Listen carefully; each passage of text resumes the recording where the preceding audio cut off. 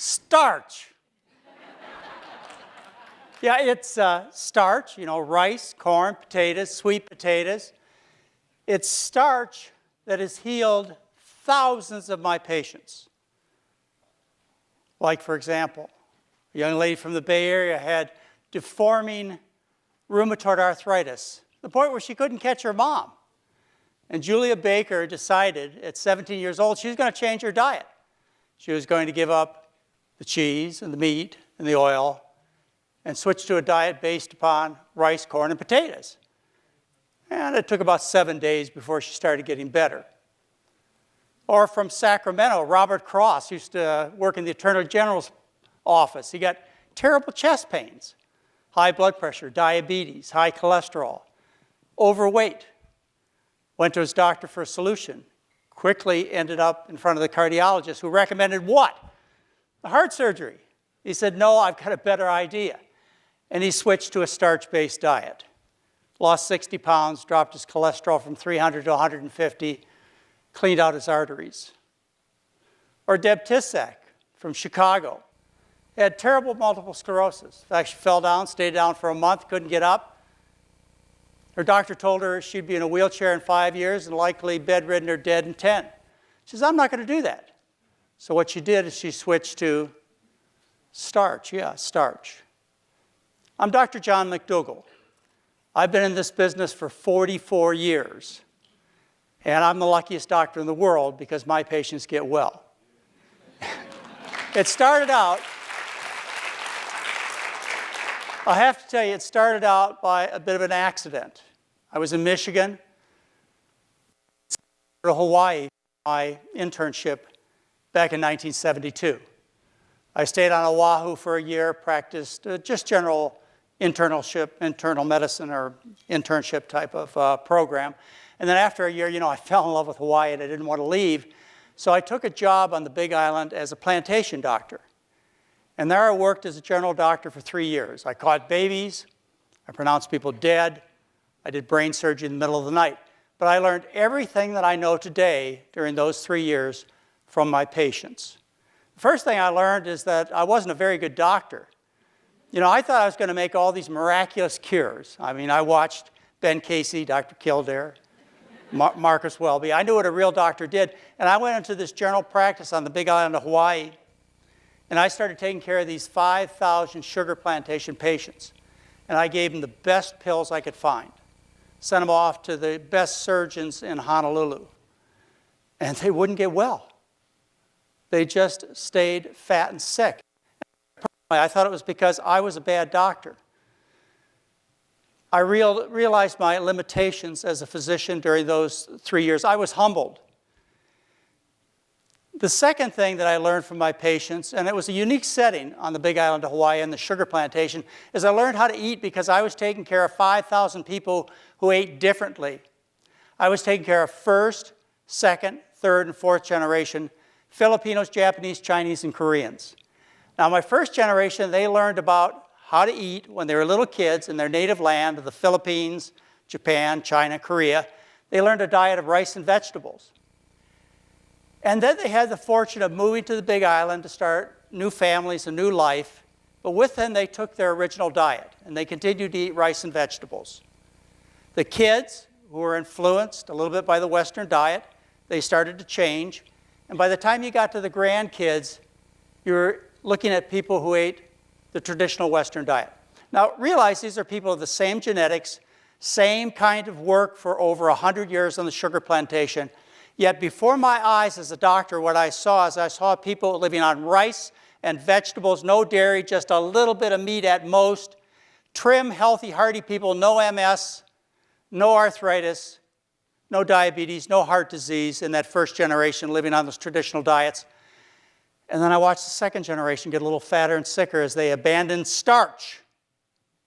And then the third generation, which feared starch, rice, corn, potatoes, and took on meat and dairy in their diet and oils, they got fat and sick just like every other American. Well, after 3 years, I had to leave as a general practitioner. I went back to Oahu to become a board-certified internist.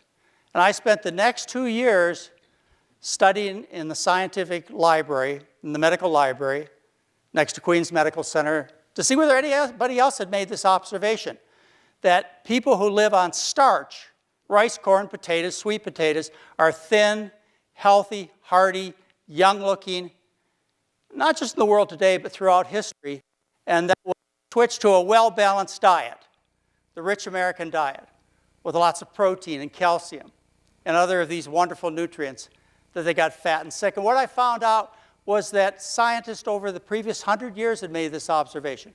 In fact, it goes further back than that. That was important, because that told me right there and then that getting older didn't mean getting fat and sick. It didn't have to be that way. But as I read in the science, I discovered something else that was really profound, and I'm sure it's going to be easy for you to understand. When you stop doing things that make people sick, they get well. And so if I had figured out that eating a well-balanced diet with lots of meat and dairy made people sick, then the only next clue I needed was the idea that I could be a miracle doctor. I could fulfill what I wanted to do as a physician, which is to help other people by applying this very simple principle. And that is to feed people a diet for human beings. You know, there is a diet for people. I know you might be surprised considering the variety that everybody eats. But there is a diet for human beings. And each and every one of you ought to be able to answer that question for yourself, for your spouses, for your children, for your friends.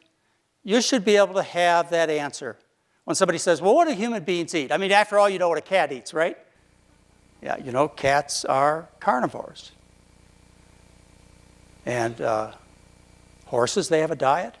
And parrots have a diet. You never take and feed your parrot meat or your cat nuts and seeds. So every animal must have a diet. What is the diet for human beings? Well, history would tell us what that is. When you look back through history, and you can go back 2.5 million years, and you see that the bulk of human beings have lived on starch-based diets. We have evidence from 44,000 years ago that said that the Neanderthals lived on starches. And from 30,000 years ago, we have population studies in Europe that talk about people living on starch-based diets. I mean, that's pre-agriculture, so they say. That's pre-civilization, so they say. But how about over the last 10, 12, 14,000 years? We have really direct evidence. We have written evidence about what people ate. And if you're a person of history, you know what people ate. Throughout human history, all large, successful populations of people have obtained the bulk of their calories from starch. I'm sure lots of examples are popping in your mind. You're thinking about the Aztecs and Mayans, the people of the corn. And if you go a little bit further south, and you look at the Incas, they lived on potatoes, except when they went to battle, and then they switched to quinoa. And if you go to the Middle East, these people are from the bread baskets of the world. In Asia, I think most people can relate to the rice-based diets. And think about these people. Trim, hearty, healthy, strong warriors. The diet of human beings has been traditionally and always will be a diet based on starch with the addition of fruits and vegetables. What happened is people became more effective at gathering calories. And the richer people in each and every society, what happened to them is they no longer had to eat the starches. They could instead eat the animals that were eating the starches. And as a result, there was a certain segment of the population throughout all of human history that became wealthier than the rest of the people. And these people could eat meat in the form of pheasant or pigs or other kinds of animals and put the starches as side dishes. You have the pharaohs and the kings and the priests and the priestesses of 3,500 years ago who are described as fat. The examination of their bodies 3,500 years later shows terrible atherosclerosis, gallbladder disease, and all kinds of other problems of Western civilization. Well, we had a few kings and queens back then. And then as time went on, more and more people were able to eat like kings and queens. And you recall King Henry VIII in his court. What'd they look like? Americans. That's what they looked like. And then as time went on, we became more efficient at gathering food.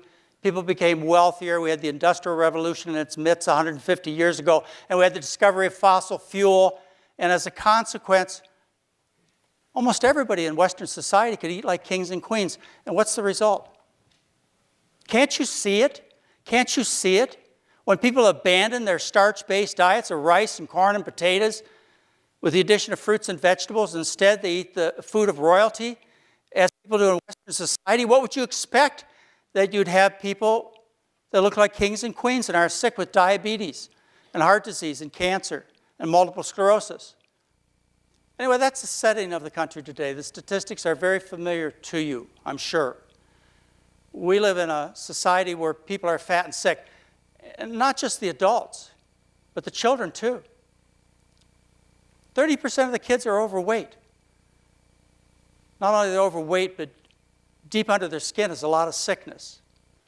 These kids have atherosclerosis.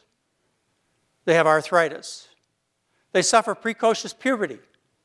Little boys are going through puberty at age 9. Little girls around age 8. That's 5-6 years before intended. We have a society of sick children. Now, come on. Civilized people don't let children be hurt. But somehow we do in our society. Somehow it's okay for the kids to be sick. Well, it's not okay.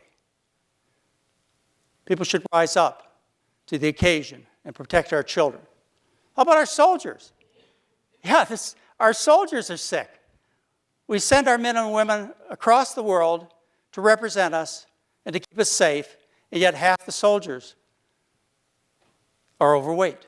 And underneath that obesity is a lot of sickness. What kind of society tolerates men and women who fight in our defense, tolerates them being ill because of the rich Western diet, feeds them a diet of kings and queens? Makes no sense at all. How about our businesses? We're competing in a world market and our fat and sick.